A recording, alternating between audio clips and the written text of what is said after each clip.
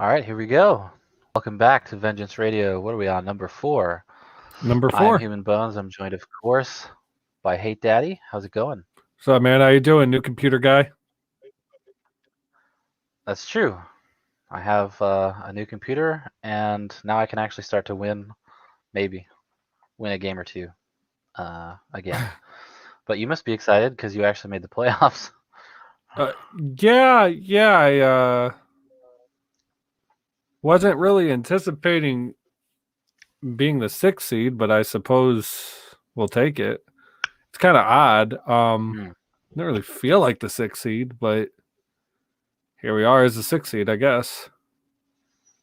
that's true. But I mean, I think you guys, the seedings don't really matter. Yeah, I you're made in. Once you're in, you're in. It doesn't matter. one. It's really this is only the third or fourth time I've missed the playoffs in like 25 seasons or something. Oh So yeah, I yeah, didn't so make I'm it. really Well, I didn't play in Vengeance last season, but yeah. in the WDL, yeah, that one. Yeah. So, Okay. obviously we had week 4, which wrapped up the regular season, but I think everyone is here pretty much to talk about the playoffs. So, we're gonna do kind of a quicker version of the regular season matchups, going through them, just, talk about the stats, give a few thoughts, move on to the next game, and then we can, jump into the playoffs. So I thought it was a really exciting week. As it turned out, 3 out of the 4 games were on the new version of Smart CTF, which was big that we got to see that map get played in a competitive environment. Um, I guess my thoughts on it were, I mean, I don't really think it plays that much differently. Yeah, there are a couple different spawns. The hallways are wider. I mean, my concern was like when I defend, I like to shoot rockets out, Mm-hmm. and I shoot all different directions, and so those hallways being wider really fucks with the way that I defend. So you kind of had to adjust to that. But as it turns out, I didn't defend this week, so someone else had to worry about that. But um, I didn't notice too much like gameplay changes from that. I mean, it's kind of the same old map that we remember, just a little bit snazzier. And then you guys played a completely new map that Yes. I'd love to hear your thoughts on that when we get to your game. Sure. But jump into I don't know what joke Chain made, but Dastin isn't happy. Let's jump into the first game that we're going to talk about here, SOS and EDR. So like I said, they played on the updated version of Smart CTF Map 6. So SOS, they were looking to bump themselves up into the seedings against the best. Out what they did was they actually pushed EDR into 3 rounds for the first time this season. So that was a pretty big accomplishment for them. Stats. SOS, they had 60 touches, 10% cap percentage. EDR had 57 touches. That is not correct. I think that's it's supposed to be 26.31, not 726 cap percentage. Although, based on Good job, how, EDR. yeah, really good job. You broke. Based on how well, You you know, broke math. they scored 15 captures and of EDR scored 5 flags. So maybe it was 726%. I don't know. So yeah, Disparel Sharp and Shane each scored 5 captures. Pretty impressive there. SOS, they had 264 frags, and EDR almost had 100 more than them. So pretty big discrepancy. 350 frags, and the high fragger was Disparel. There wasn't even a single person close to Disparel. So my takeaway, I mean, kind of what we expected. EDR has been this dominant all season. Um, and I know that leading up to the game, Slayered was kind of having some trouble defending on that map. I mean, that's a really hard map to defend. So, um, I thought he did his best. And the fact Mm-hmm. that SOS was the first team to actually take EDR into 3 rounds was really super cool. So, um, you know, it's hard to say. It's like that dominant team that just keeps winning. It's like, okay, what else do you say about these? They did something, probably the best thing they've done all season is have all 3 members of the team score 5 flags. I don't know if they did that intentionally, uh, but they did a really good job doing that. So Hats off to them. And SOS, positioned themselves pretty well for the playoffs. They got home field advantage in the quarterfinals. So, not a bad turnout there. Yeah, it's kind of just business as usual for EDR. There's not really a whole lot to say. It's, I guess the only thing I'd add, the only thing I'd point out is I really thought that would be a map that SOS could do well on, and I guess they did okay. They took it to 3 rounds, but it wasn't like this was a tight three-round series. I mean, most, if I'm not mistaken, I think it was 5-2. I don't know. I don't remember, but it would they weren't really close. So yeah, EDR business as usual. They're gonna get a week off, which I don't know if that's a good thing. In Doom, I never know. Yeah, I never know if that's a good thing. I never know. I don't know. I think some teams it benefits, and I think some teams it's like you give other teams an opportunity to get more reps together, and you're not. And even though you might be practicing, it's not the same thing as preparing for a game. Right. Especially if I know, for example, me as a 6 seed, I know if I win, I know who I'm playing. EDR doesn't know who they're playing. So theoretically, and I'm not saying this as anything, theoretically, I as a 6 seed could be practicing maps for the team that I'm playing against this week and the map that I know I'm going to be playing the following week and have a leg up in practice.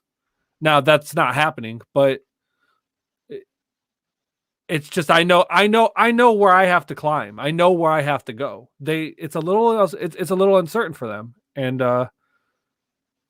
but at this point we're like nitpicking at the best team in the league. So are we really even saying anything? I mean, it can be detrimental. I've had the first and second seed a couple times where it's like sometimes we've practiced all that week that we had off. Sometimes we don't practice at all, and then get into the second week and it's like you kind of fall out of that. Right, you fall out of the group. And you're like, fuck, do I have to play Doom?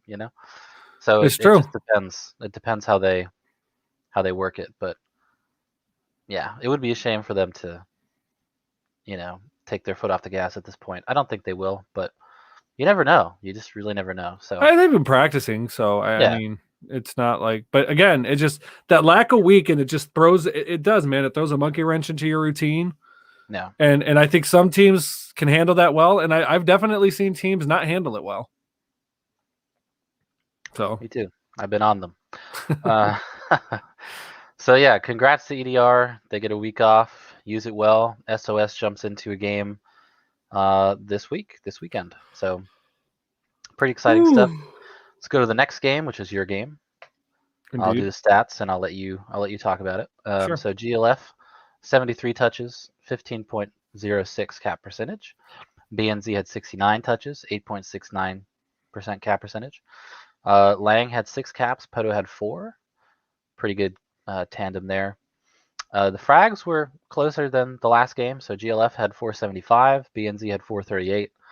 But the high fragger was Langrenus at 241. And once again, nobody was even close, not even Stal. I think Stal was like 70 frags behind him. So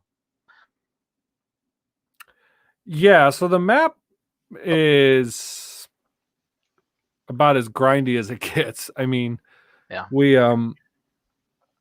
we found ourselves, let's see, how can I put it? We found ourselves in a really weird situation with the map where less might have been more. Our strategy kind of ended up just being throwing me at the flag as many times as possible so that we could get control of the sphere.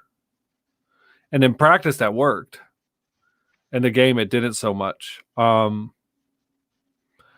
I think the sphere is important in the map. Poto had a pretty cool rocket jump score, and I'm pretty sure he had the sphere when he made that play. But I mean, grind maps have like a really funny way of not being back and forth in terms of in the game itself, but round to round. If you look, I think they won 5-0 the first round. We won 5-1 or 4-1 the second round.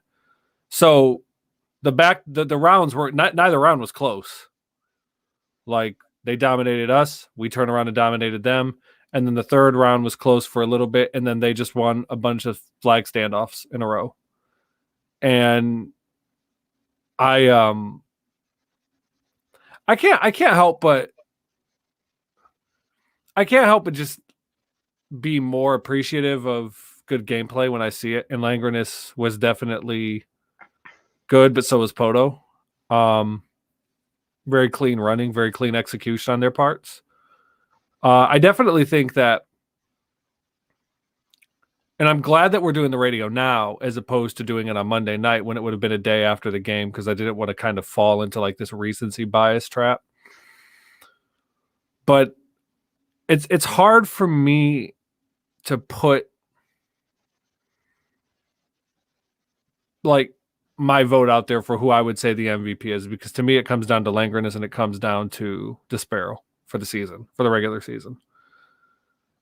But I felt, and I played them back to back, and even though our game was technically closer against GLF, I felt like Langrenus just had a much bigger impact than what Desparrow did. I feel like that team was built around what Langrenus does, and maybe that's a good thing. Like maybe that could be a very bad thing too, because I feel like Desparrow's team is a more complete team. Right.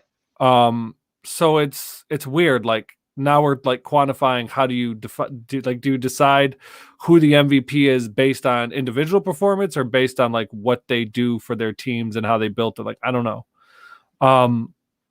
Yeah, because I mean, if you look at like you say EDR's a team, so of course they've been unbeatable this season. GLF, do they have? I mean, they kind of went back and forth. They didn't really have like a third for maybe like half the season, if not longer. So, to be able to put themselves into that second seed, basically behind Lang and Poto. Yeah. Who's more valuable? You're right. I mean, that's not a knock on Desparrow. It's just different circumstances. Yeah, I feel like you take Desparrow and put him on that team. I don't know that GLF is good, but you put Langrenus on Desparrow's team, and I don't think the team drops off at all. And that's not a knock on Desparrow as a player, because Desparrow is a phenomenal player in his own right. But I think Langrenus has a very clear, like, this is what I am as a player, and it's a high fragger, it's a high impact player through damage and frags. Whereas like Desparrow is kind of more, of course, he's been fragging it up and doing great that way on defense, but Desparrow is more prone to leak than Langrenus is. And I think Desparrow's probably more fit, less for D and maybe more of like a mid/O player. But he's just kind of playing D for his team because that's what they need him to do, and that's what great players do. They fill in where they're needed. So yeah, I mean, and like I said, like at this point we're splitting hairs, honestly. Right. Like it's not to say that one is. I don't want it to seem like I'm saying Desparrow is worse. I'm saying they're different players, and it's just possible that the way those two teams are constructed, Langrenus is needed more on his team than what Desparrow is on his team. And when we're trying to decide who a most valuable player is to a team, that does matter. If that's how we're separating one player from another, especially two that are so close.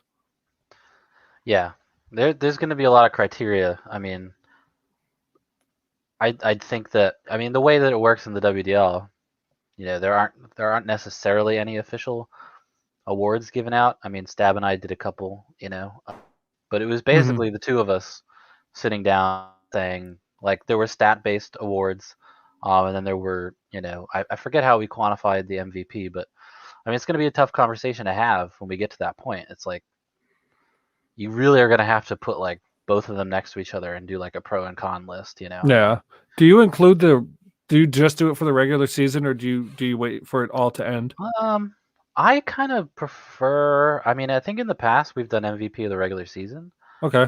I kind of like the idea of doing the MVP of the whole season, but obviously that gets skewed. Like if the person that, like if someone doesn't win, can Yeah, they still be because the MVP? I well, mean, yeah, that's the thing. Like when you do it with the whole season, that ends up being the problem. It's yeah, probably just going to go to the best player on the championship team yeah.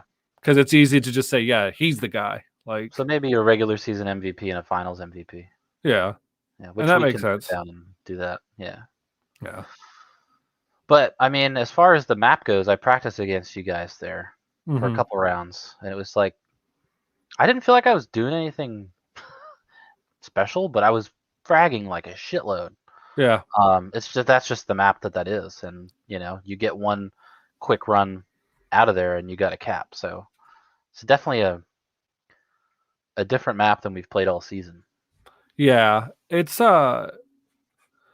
another one too where like 3D floors are introduced into it. Hmm. So Hmm. and those had a real those have a real impact on gameplay in that map, especially because you can really use those floors to shield you. Yeah. And they also require a little bit more precision to hit people when you're shooting from below or even from above, I suppose. It doesn't matter. Whereas traditionally the maps would be built on what we call fake floors or invisible bridge things, whatever term you want to use. The reality is that when we are constructing them in other ports where 3D floors aren't supported, you could actually shoot through those. So Right. you're more prone to being killed up there. But in this map in particular, Lang was very good, sitting from atop the very back end of the map and coming up on the one of the bridges and just shooting down. And it was and he was doing it from such a position that it was actually hard to hit him, where it's like he was hitting us. So it was He was. just a I good think he was sitting performance. in the same spot that I was during practice, where it's like it Mm-hmm. took me a couple rounds to find that spot, and I was like, man, nobody can see you from here. Like Yeah, you're gonna get your first shot off no matter what every time. yeah. And I actually, despite all that, I actually think it plays like decently. Hmm. I didn't have any issues. I don't think it. I think spawns could be changed a little bit, to make it less grindy when you like get into the base, because it's just Yeah. it pretty much like requires you to throw two guys at the flag at once to get any pressure. Yeah. And I think that's probably not such a good thing. Unfortunately, it's just not a map that would work on any other port. Yeah, it's current state. Yeah. I mean, it could be modified or whatever. I mean, You that's what. you changed gameplay so True. significantly though. Yeah. Like the gameplay would be more or less like it would be kind of similar, but like I said, those 3D floors in the middle of the map make like those bridges, they make a Mhm. big difference because you can hide behind them. Yeah, that's So true. I again, and I said that, I think I said this last week. I may have even said it the week before.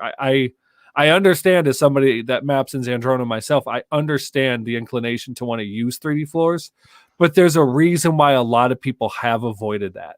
Yeah. And I remember, if you think of someone like Caboose or Ross King or however, he's got Chaos Core, and that's in every map pack you see.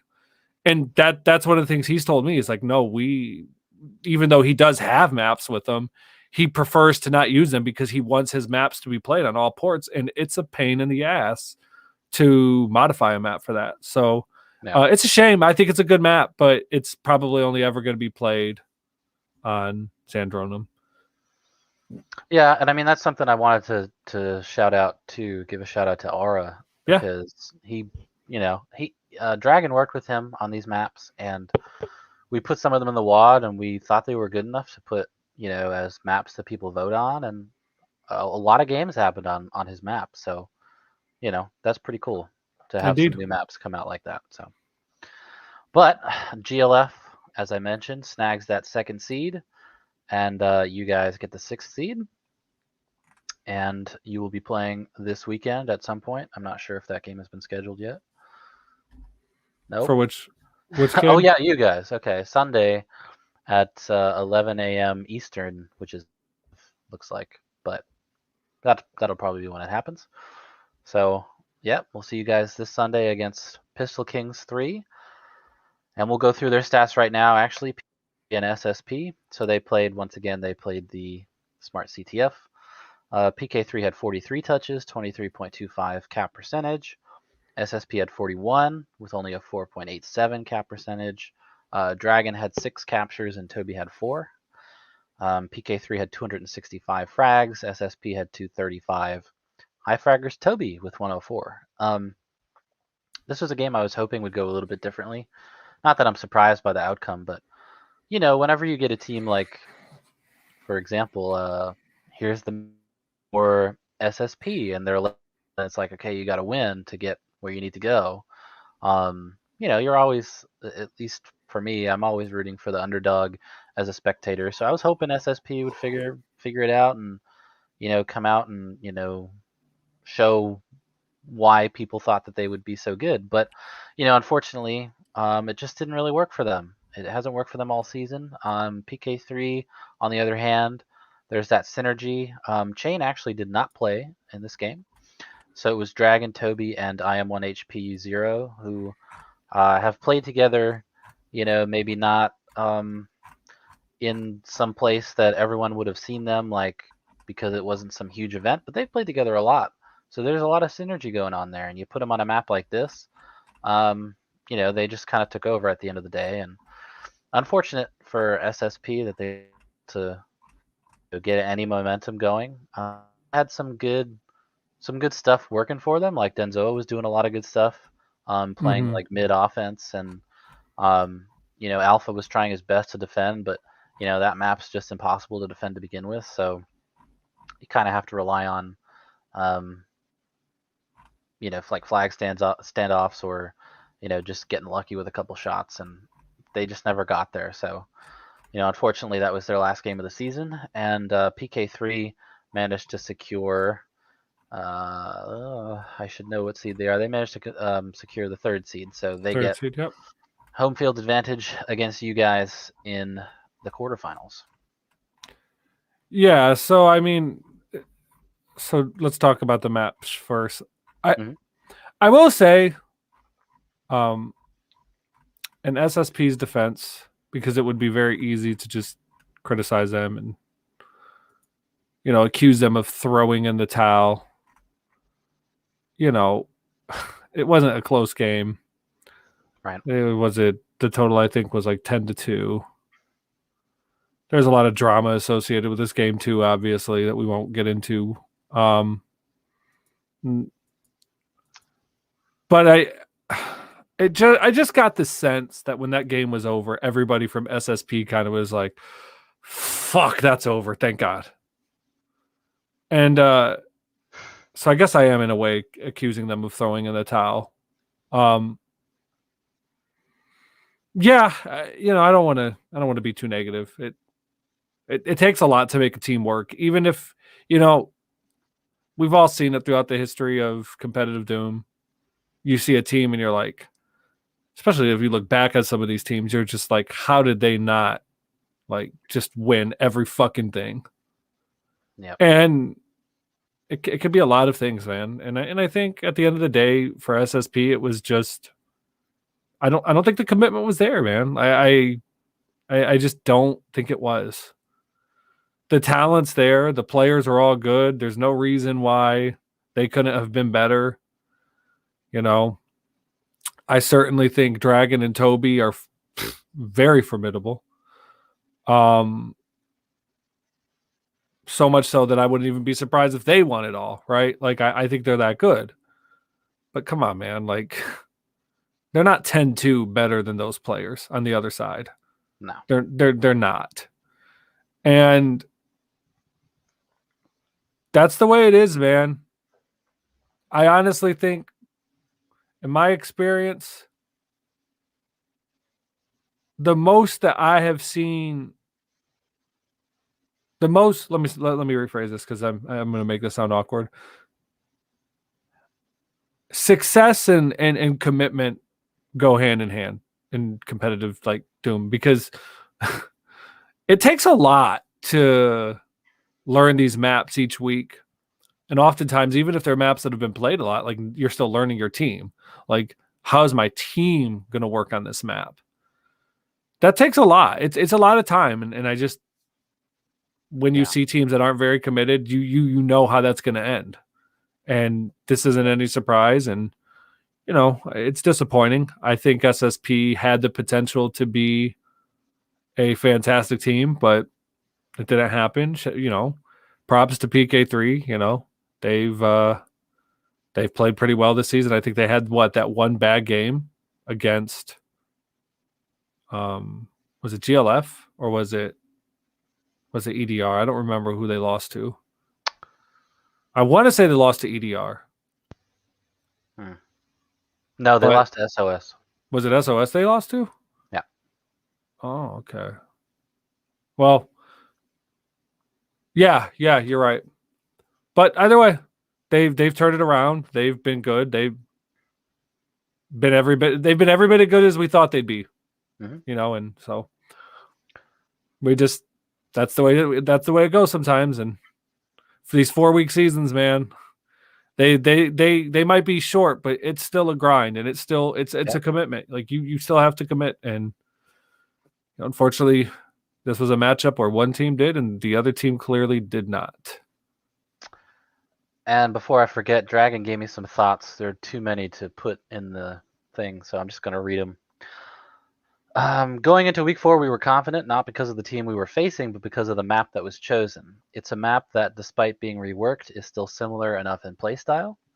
It's a map I am personally very confident in, as I can do any position there, and like to think I can do them well. My synergy with Toby and IM1 really shines here, especially with Toby, which is why, despite having the very author of the map on my team, I decided to sit him out. Chain truly plays it smart. Too smart for me, so I couldn't really adapt to that style of running. We had practiced basically every set of positions, and they were all working okay, nothing more, until we tried me on O, Toby mid, and IM1 on D, which we had the most absolute success with. SSP threw me off with their choices of positions, especially putting Alpha on D and Denzoa on O. I quickly read how Alpha plays defense, and in round 2 it went much more favorable for us.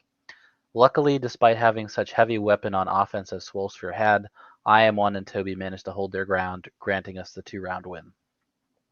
So, yeah, that pretty much sums up, everything that we were talking about. So, not much left to say. That's true. Yeah, so let's jump ahead into the last game, which was my game, TCO versus HTM. Let's see. So I'm actually, before we read the stats, Ty offered up some thoughts for me without me asking him. Where's the mid? Yeah, so he said, I don't know if you need my thoughts for radio. Just say, outside of week 2, I fucking sucked this season and I'm embarrassed. Other than that, great playing with y'all. Yeah, so we'll go in the stats and then I'll touch on that. Too much Mega Man, Ty. Too much Mega Man. Yeah, so we played TCO. TCO had 68 touches, 20.58 cap percentage. HTM had 53 touches, 9.43 cap percentage. Daston, I actually didn't even have to edit this. Daston, once again, 2 weeks in a row, got 10 captures. TCO had 400 frags, which was a whopping 108 more than HTM got. And the high fragger in a game with Legion, HumanBones, Ty, Daston, the high fragger was Saltmine with 160. I thought he played fucking great in this game. Went on a rampage too. Yeah. So I'll give my thoughts on my season, which was challenging. I don't think it really went the way any of us wanted it to go. And I think really it had to do with the fact that, like, in weeks 3 and 4, we practiced twice total across both weeks. We played the map in week 3 once, and we played the map in week 4 once. And, we did pretty well in practice. But, I mean, you could practice for 3 days doing the same thing. It's like, hey, this is really working. Day 4, you come in, you play somebody, fucking doesn't work anymore, and then it never works again. I mean, you just don't know. So unfortunately, I think our lack of practice is really our downfall. We just we didn't get enough practice. We were never really able to solidify a starting lineup. We weren't really able to solidify position. And I know that watching back on the stream, people were counting how many times Ty lowered the lift. Now, the funny thing about that is that I said to Ty, I said, I let you know when I'm in position for you to lower the lift. I'll say, hey, lower it, whatever I have to say. And it was like he would just lower it. He was lowering it, lowering it, lowering it. It was like I didn't know what to say. And I still don't know what to say. But I feel like if we had played the map more, if we had come up with some sort of strategy, I could have said, "Hey Ty, don't lower the lift." But he just kept lowering it. And so it was just weird timing. We didn't have any timing. I would grab the flag and the lift was like going up. And sometimes I was able to jump out and get it, I mean, I managed to get 5 captures, but that's across 3 rounds, which is not great. So, we did okay, but yeah, I mean, at the end of the day, like you were saying about the last team, not enough practice. It's just not going to work, It really took you that long to find that, huh? That was a struggle for you. I wanted to find a good piano one. Well, we're saying amazing grace to HumanBones season. Today, whatever. I've won twice. I don't need your validation. Today, I'd like to talk about the loss of a great friend, HumanBones, and his season. I knew him very well. I can't believe he's gone. This is why these things last for an hour and a half. You know that, right? This is too good. I'm sorry. By the way, when I said Ty, I yelled it with like the face, the natural face. But I just want you to know that a couple times this season. Yeah. Why does Luis think I'm playing? I can't say that. He's gonna get us kicked. Yeah, he's gonna get us kicked off. I already get copyright claims. Yeah, and by the way, why do you know what that music is? Anyway. And if okay, no, we can't. We fucking can't. We could, but we're not going to. We're gonna avoid it. TCO did great though. Like I said, Saltmine kicked some ass, and Dassin once again got 10 captures. So props to them. They managed. I think Omar just looked it up for the first time. Yeah. Sorry. We're gonna leave. Oh, sorry. Well, you know what? Good job, TCO. I just ate. Trying to settle my stomach. Yeah. So go ahead. Any thoughts you have on the game? Oh yeah. So I mean, I think you guys were definitely more. You showed more fight than SSP did.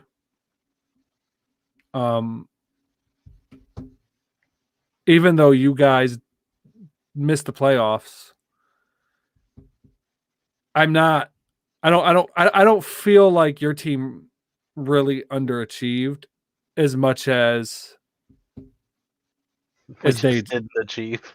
Well, no, like it's not so much that, like, it's gonna sound like I'm putting you down, and I'm not. I just think that SSP had so much like top tier talent. Like, first of all, you guys are, all of you are on the Western Hemisphere, with one of your players being in South America, Argentina at that, not like, Florida, not that Florida's part of South America, like is about as far South America as you can go. You know what I mean? Like, so this guy's coming in with like 210 ping, and you guys you're from the West Coast, and yeah, like Ty's East Coast, but still you're connecting over an ocean. It doesn't matter. Yeah. So I think with that, your guys' team probably had the biggest uphill battle. Whereas I felt like SSP had like one of the best chances because two of their players, two of their players were Euros, and their two Euro players are two of the best players ever. Yeah. Like, So it's odd. It's not the same. If this were an American league, then yes, I think you guys underachieve. But I think given the circumstances and just the fact that Ty wasn't in great shape this season, I think you guys did as well as you could, and you had a chance. You really did. You had a chance to make it, and absolutely. And if you win this game, you're in. rounds. You know what I mean? Yeah. If you win this game, you're in. It's that simple. Push it to 3 rounds, and it's just one of those. It's right there, man. I mean, you get a lot of matches that like get decided that way. And you look back on it and you'll be like, wow, that match wasn't actually close, but you lose context of a match. A lot of matches are actually a lot closer than people realize. It's just a few things here and a few things there lead to a couple of flags. And it's like, oh man, we lost 5-2. But it's like, yeah, but it was like 3-2 for 8 minutes of the round. Yeah. Like there was a real chance to win. So I don't have anything bad to say about you guys. And I love Ty. Vinny's a really cool guy. And I hope it didn't come across that as I was either, because I really enjoyed playing with Ty. First time I ever played with Ty. Oh, it's always a meme. It's always a meme, dude. Yeah. It was fun, It just didn't work out, and that's okay. You can't always win. Indeed. So yes, rip to HTM season, but TCO put themselves into position to be in the playoffs, and they will also be playing this week. They'll be playing SOS. So that's going to be a fun game. That is going to be a fun game. Let's jump right into it then. So we got the quarterfinals this week, semifinals next week, and then the finals the week after that. So, of course, we'll go through the seedings real quick. First seed, EDR. Second seed, GLF. 3 is PK3. 4 is SOS. So PK3 and SOS do get home fields for the quarterfinals. TCO at number 5 and BNZ at number 6.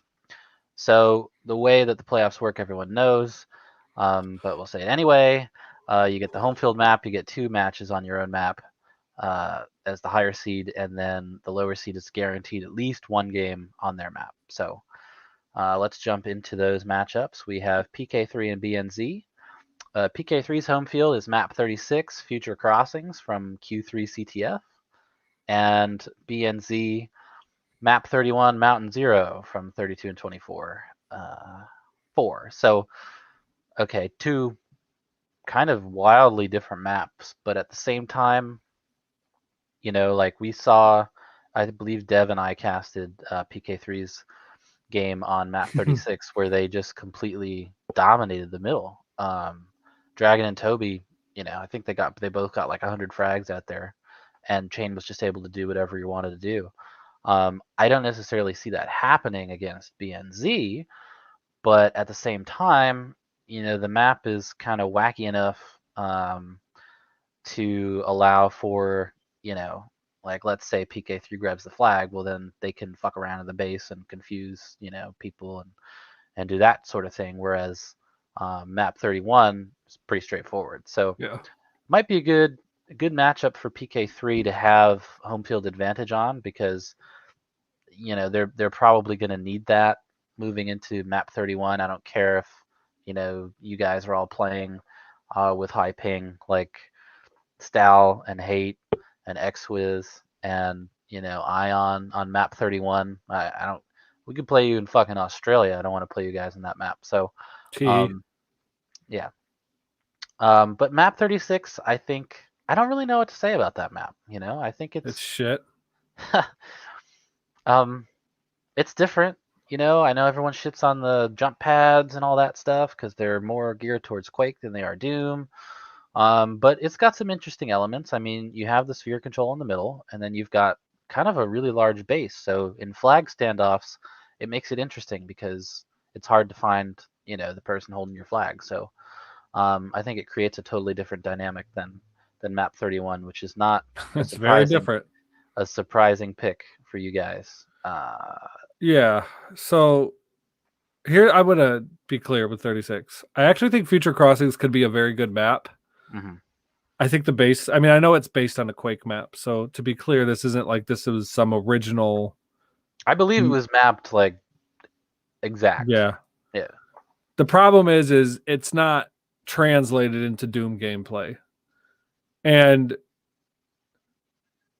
jumping and platforming in Doom is atrocious. Those jump pads absolutely need to be scripted. I suppose you could make the thrust zone a little bit bigger.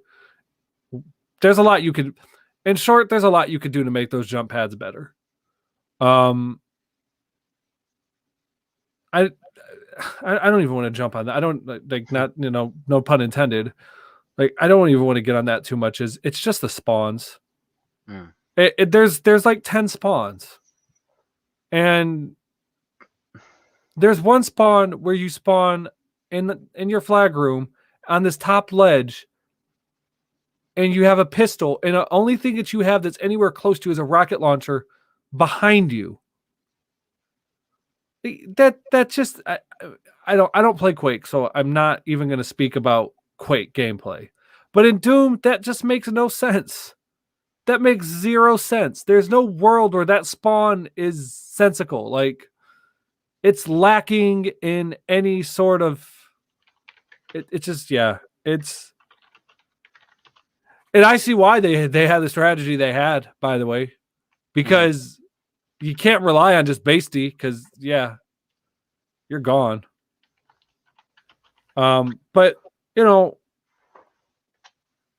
I don't want to harp on things too much, but I think it could be a good map. It would just require some significant adjustments to it, and I'm not sure.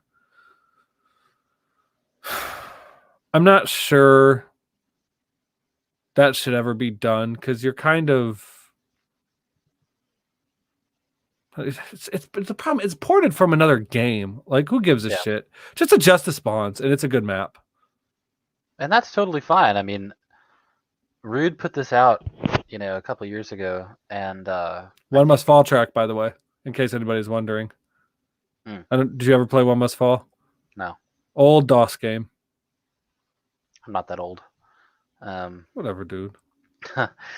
But he just put this out, and like a couple maps ended up in the WDL WAD, and I think it's kind of the same thing where the spawns are a little wonky for Doom.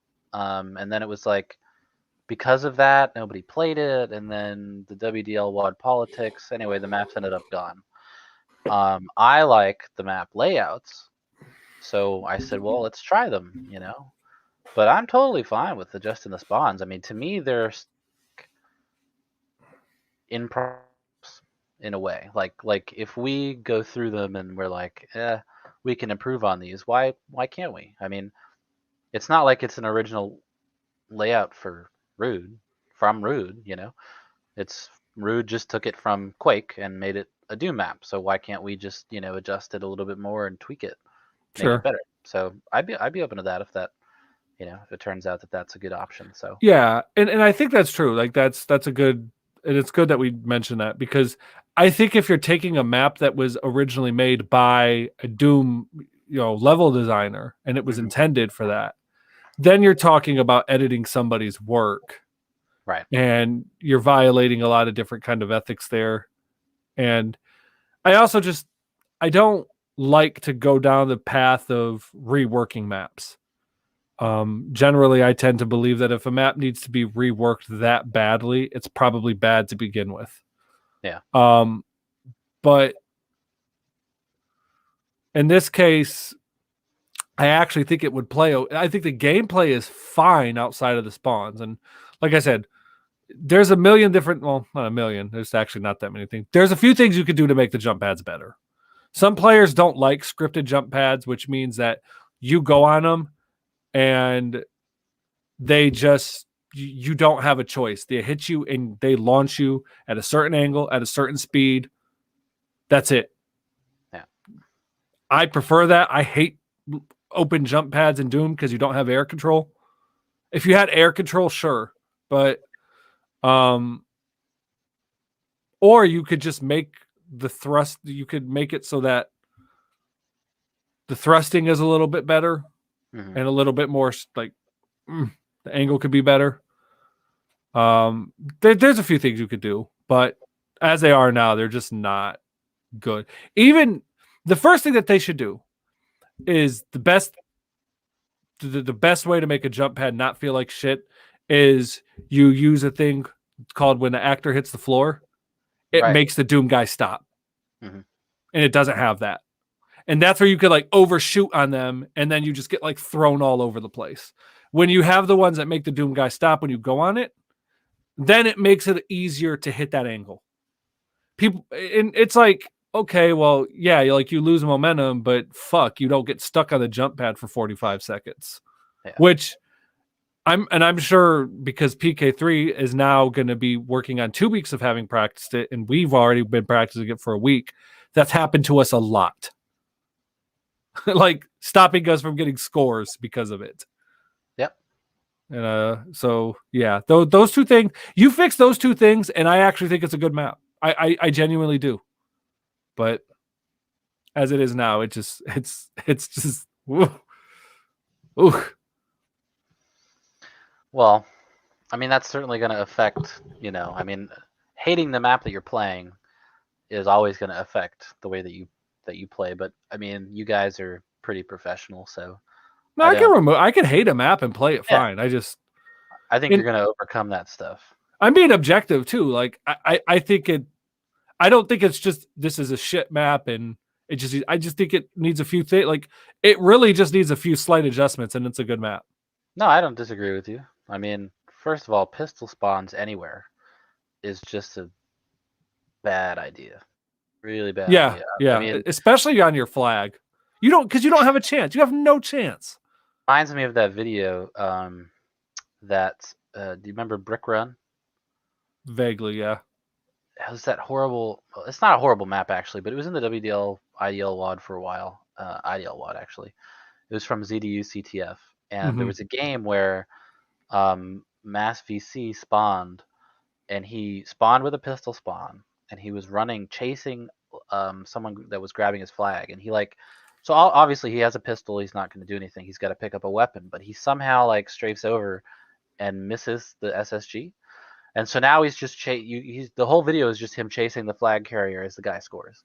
And everyone was like, well, "What the fuck are you doing?" And of course, the person that had the flag was No Star, and so everyone was like, "Oh, you're letting No Star score the flag."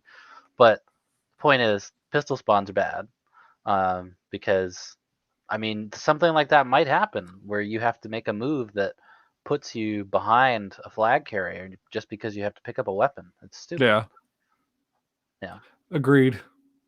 So we'll look at adjusting it. But speaking about the matchup itself, if we jump into map 31, I mean, what can't really say much about map 31 that hasn't been said already, but it's clearly going to be a grind, and I think it favors your team.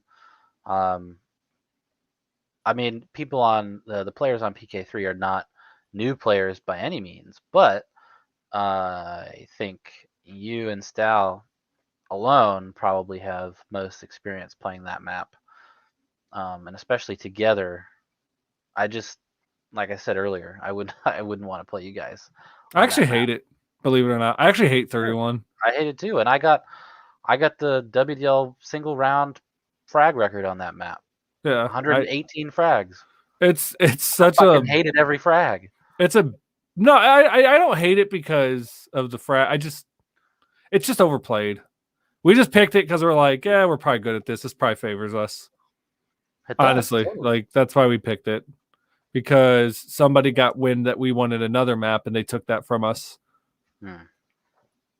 Well, that's the other map that you were gonna pick. Wasn't much more exciting anyway. So, Yo, hey, Shackle thinks so.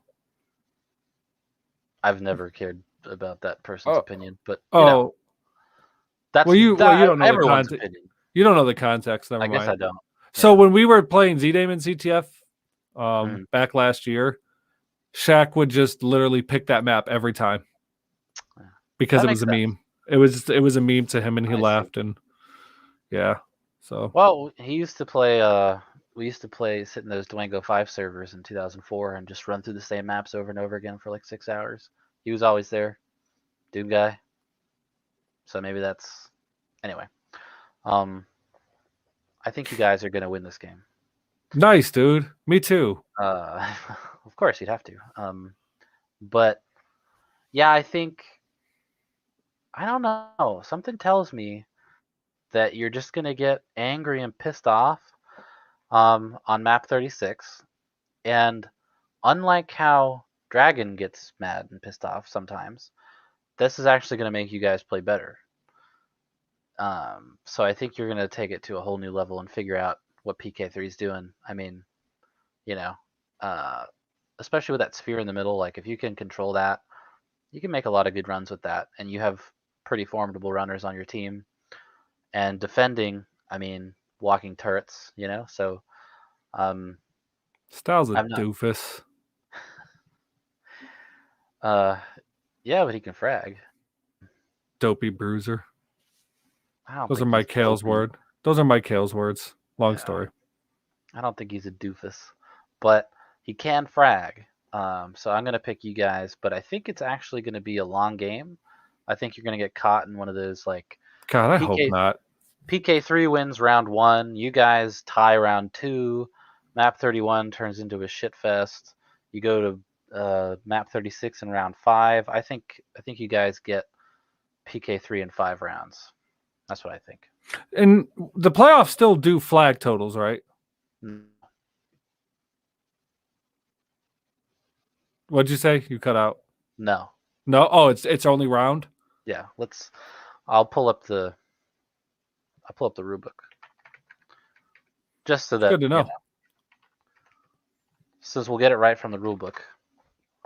But yeah, it's just easier for me to explain this shit if I look at the rule book and explain That's it. fine. Like, every time Zen's like, well, why don't you explain how the season works on a stream? I'm like, okay.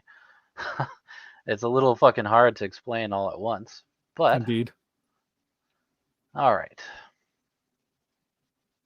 Why is this not in here? Dragon. We got regular. There we go. All right.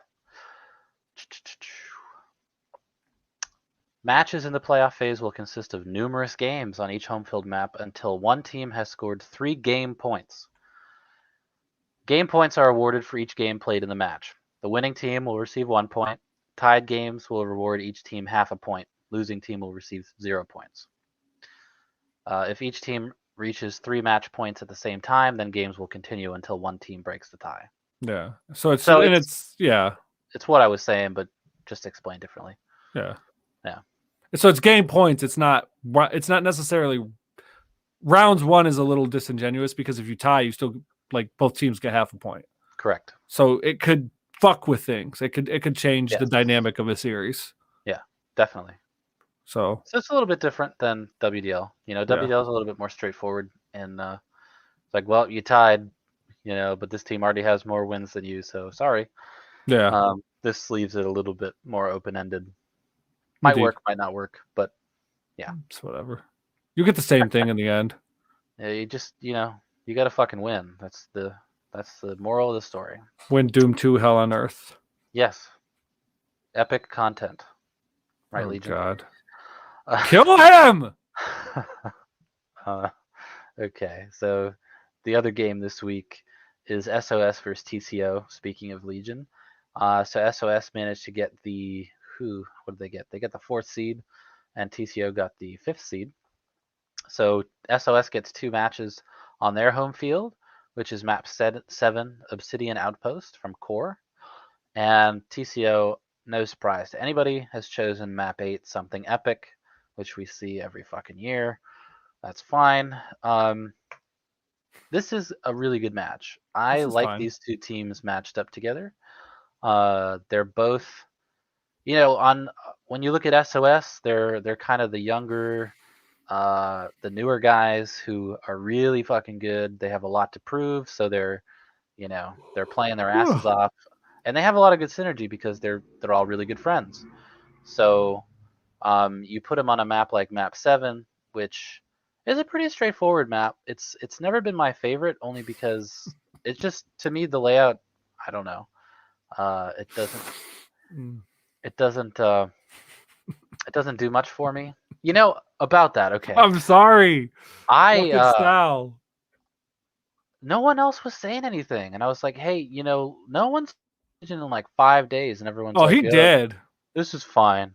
And I'm like, God, how many times has this happened where it's like, Gilgamesh hit a tree and he's in the he fucking got a concussion and he's in the lost his memory. It's like, could someone try to find Legion? Yeah. I was just trying to be a nice guy. I was too. I was worried too. I thought he was dead for sure. I'm not gonna lie. Yeah, I was like, and we would never would have known because we just know he's fucking Dave from Texas. Dave dead. Yeah. So, um, you put SOS on a map like Map 7, it's pretty straightforward, which is probably good. Like I said, they're newer players. They have less CTF experience, so you don't want to pick a map that's going to go. You don't want to pick like a really intricate map that requires like pulling from. Hey, I remember Ralphus did this in 2005. Whatever. So that's a good map pick for them. And then you jump into map 8, which obviously is a good map pick for TCO because of Daston. But you still have to defend that map. And Yeah. there are players on SOS that can rocket jump and play pretty similarly to Daston. They're not as good because Daston is arguably the best at what he does. But they're pretty damn good. So you got to be able to defend that. Now, I don't know how I feel about Legion and Saltmine defending a map like that. I mean, that's going to be tough for them. But at the same time, SOS has, their hands full with Daston. So really good map matches here. Map matchups here. I don't really know where to lean on this one. Like my brain wants to tell me that Daston map 8, they got it.